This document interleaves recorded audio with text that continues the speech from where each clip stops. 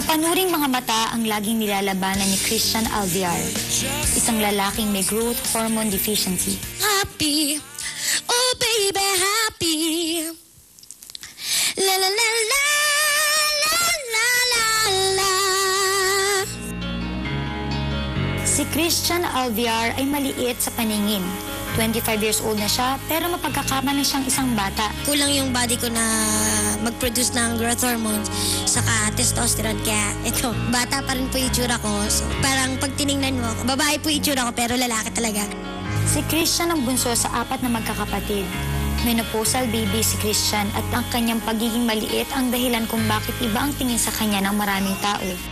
Maliit ako, parang inaano nila na unano, yung mga bata, pag nakikita nila, ilang taon na yan, tapos pagsasabihin ko yung totoong edad ko, inaano nila ako na, ay, unano yan, unano, pero, kumbaga, hindi nila kilala kung sino ako.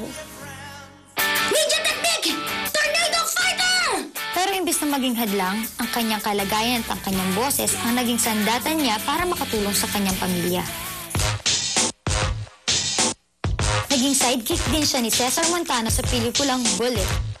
At naging front act pa para sa ilang kilalang singer. Ito rin kaya ang magiging daan para siya'y makilala